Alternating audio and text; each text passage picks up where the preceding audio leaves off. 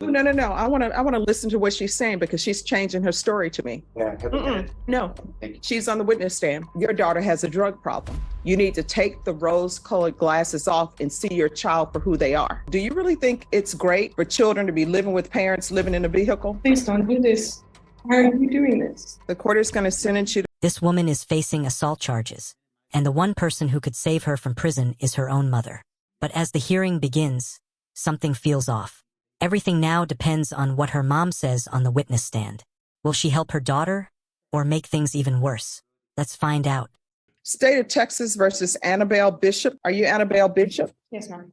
You entered a plea according to the plea bargain agreement, and it's a continuous violence case. The state is silent on your application, but they're asking that punishment be assessed at 5 years in the prison. You may call your witness. Please state your relationship to Ms. I'm her mother. At this point, you understand the charges again to this court, pending at this court? Yes, I do. Okay. I don't think that she should go for 5 years. Do you ask this court to grant her deferred adjudication? I pleaded with this court to grant her. What kind of drugs is she using? To my knowledge, and for CPS, it's weed. What are your concerns with your daughter? She doesn't need to go to prison. I think that she would be able to do this out. You spend a lot of money and effort to get her on bond. How much money did you spend on that? $2,500 Okay, and then she's back in jail. Why is that? Why is she back in jail? because she missed her court date. Other than that, she was always a good, well behaved.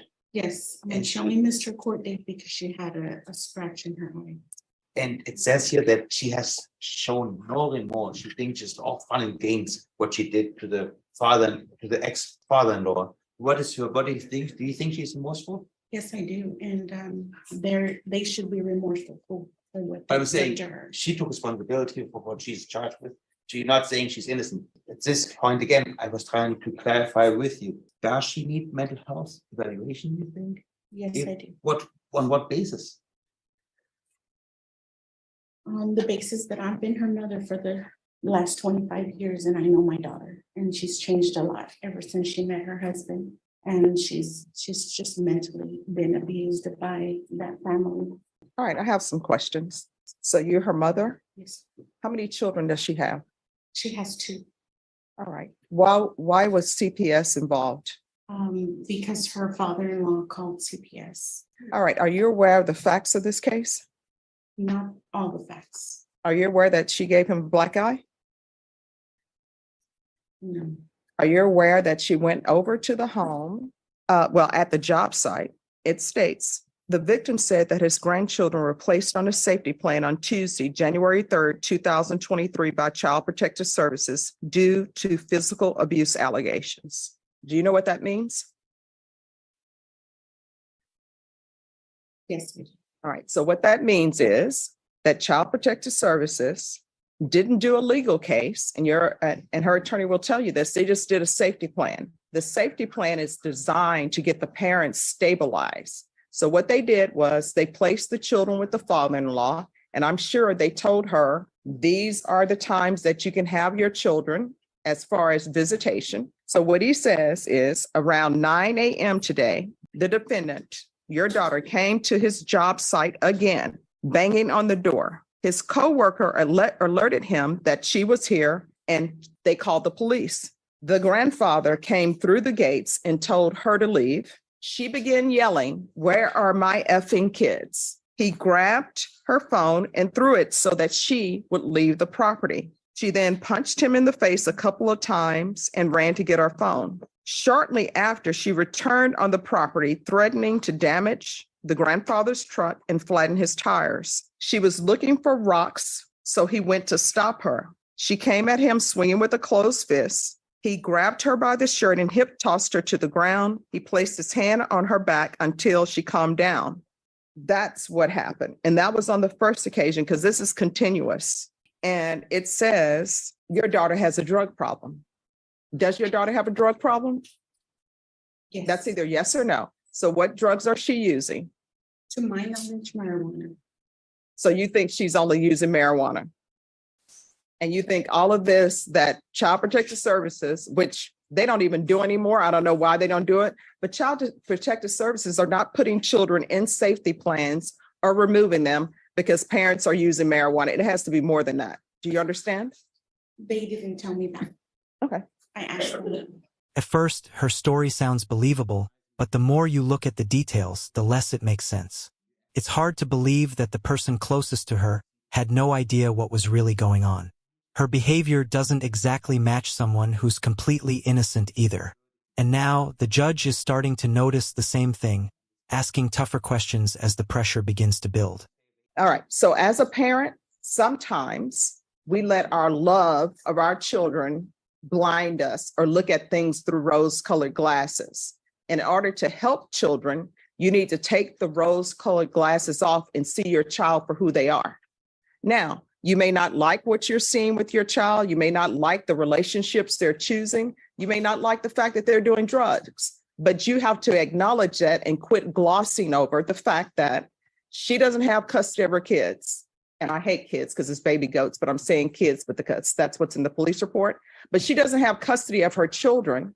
And the reason why she doesn't have custody of her children is because there's allegations of physical abuse, not physical abuse where her partner that she chose is hitting on her, but physical abuse to the children and drug use. That's why there was a safety plan. And that's why the children were placed with the grandfather. Now, why the children are not placed with you, I don't know. Maybe it's because you're not acknowledging the fact that your daughter has violence issues, that your daughter has drug issues. Maybe that's why the children didn't place them with, maybe that's why CPS didn't place the children with you. I don't know if you had a chance to put your name down for somebody to be interviewed. Yes, I did. And Yeah. I don't mean to interrupt you, but they came to my house, and because I was working, she said that I was too busy.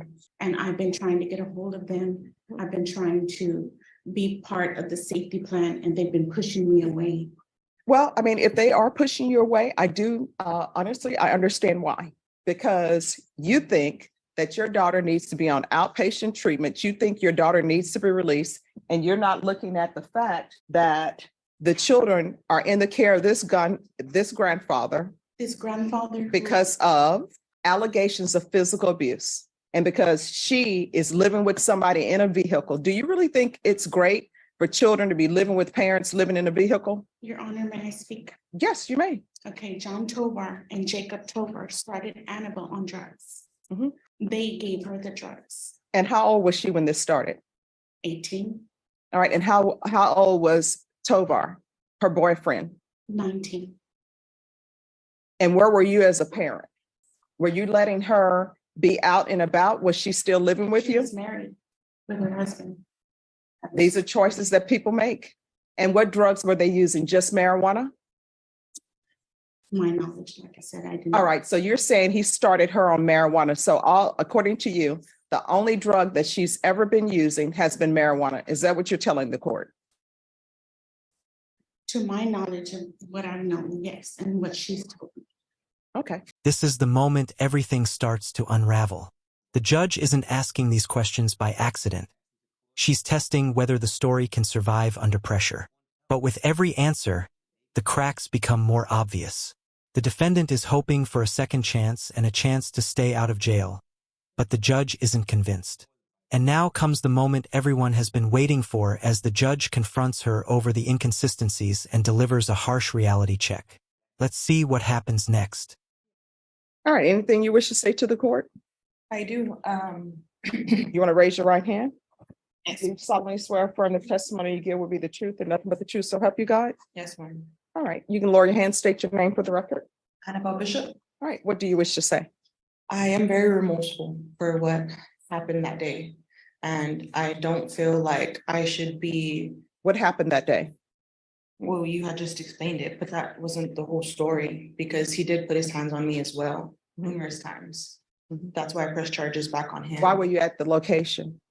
To retrieve my kids. All right, because and the original agreement was my kids were supposed to spend the night with him and I was supposed to pick them up that morning. No. That's why I was there. So you're saying there was not a CPS safety plan in Oh, yes, place? there is. Mhm. All right.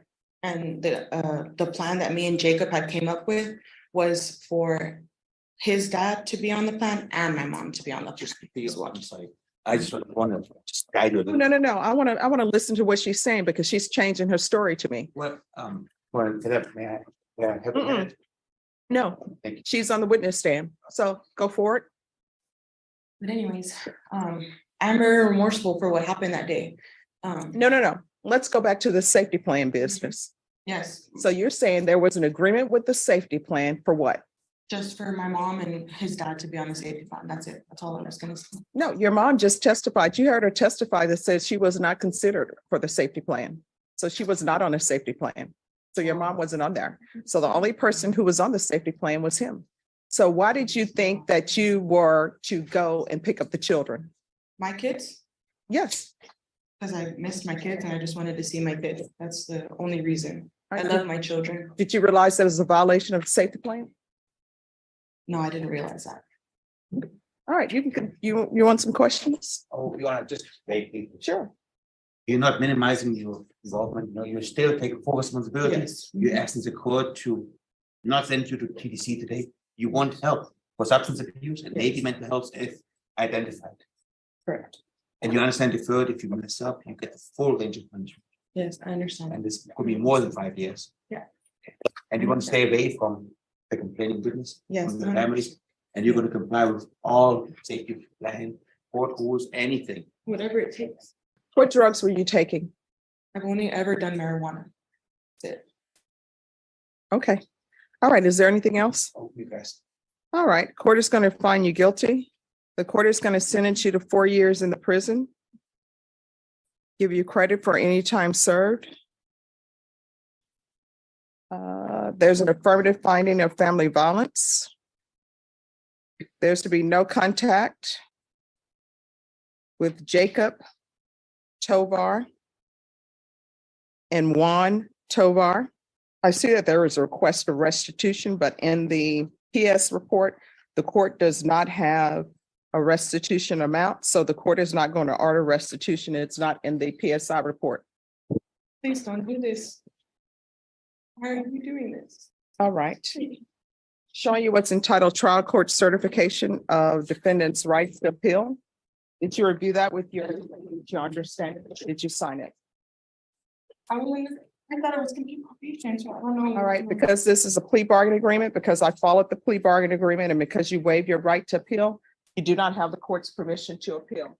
Because this is an affirmative finding of family violence, you're not allowed to own or possess any weapons or ammunition. If you have a question over what a weapon or ammunition is, you need to speak to your attorney. All right, good luck to you.